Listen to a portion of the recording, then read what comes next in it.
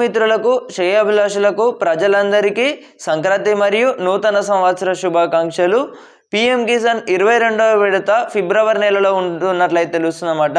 ఈ యొక్క ఫిబ్రవరి నెలలో చూసుకున్నట్టయితే 22వ విడతకు సంబంధించి నిధులు ఇప్పటికే మనకు చాలామంది రైతన్నలు అయితే తెలిసి తెలియక 10,000 రూపాయలు అనేది బడ్జెట్ పెంపు చేసిర్రా ఈ సంవత్సరానికి చూసుకున్నట్టయితే 10,000 రూపాయలు అన్నమాట. అంటే పెంపు చేసిరని అయితే అడగడం అనేది జరుగుతుంది. అలాగే 6,000 రూపాయలు అనేవి కూడా మనకు చూసుకున్నట్టయితే సాధారణంగా సంవత్సరానికి 6,000 రూపాయలు 4 నెలలకు ఒకసారి, ప్రతి 4 నెలలకు ఒకసారి రైతుల ఖాతాలో కేంద్ర ప్రభుత్వం 2,000 రూపాయల చొప్పున ఇప్పటికీ 21వ విడతల వారీగా విడుదల చేయడం అయితే జరిగిందనమాట. అంటే మొత్తం ఇప్పటివరకు పూర్తి స్థాయిలో చూసుకున్నట్టయితే 2019 నుంచి వెళ్ళి ప్రారంభించారన్నమాట. ఈ యొక్క పథకానికి సంబంధించి ఈ 2026 అన్నమాట. ఇప్పుడు నూతన సంవత్సర దినోత్సవంగా చాలామంది రైతు సోదరులు అయితే ఈ 3,000 రూపాయలు పెంపు చేశారని అయితే అడగడం అనేది జరుగుతుంది.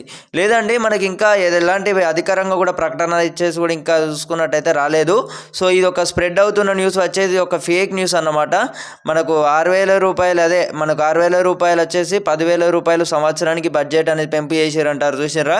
అది ఇంకా మనకి ఎలాంటి కన్ఫర్మేషన్ కూడా అక్కడ పైన నుంచి ఆర్డర్ కూడా రాలేదన్నమాట. అక్కడ నుంచి చూసుకున్నట్టయితే మోదీ గారు కూడా ఎలాంటి కన్ఫర్మేషన్ కూడా ఇవ్వలేదు దీనికి సంబంధించి.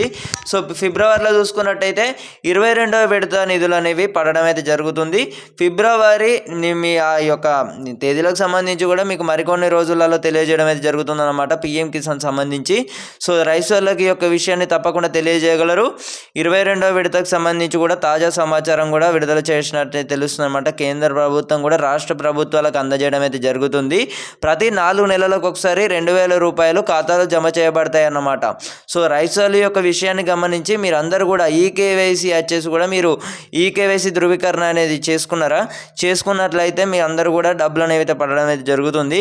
ఇప్పటివరకు చేసుకునేవారు అంటే చాలామందికి అయితే ఈ యొక్క పీఎం కిసాన్ సంబంధించి ఈకేవైసీలో కూడా మనకు కొన్ని అవ్వట్లేదు అన్నమాట. ఈ యొక్క ప్రాబ్లం సంబంధించి సొల్యూషన్ ఇంతవరకు చూసుకున్నట్టయితే మనకు కేంద్ర ప్రభుత్వం అనేది కూడా ఇప్పటివరకు చూసుకున్నట్టయితే 2019 నుండి మొదలెట్టిన రైతు సోదరులందరికీ కూడా ఈ 2021 వరకు అంటే 2019 అయిన వారికి అందరికీ కూడా ఈకేవైసీ అయింది.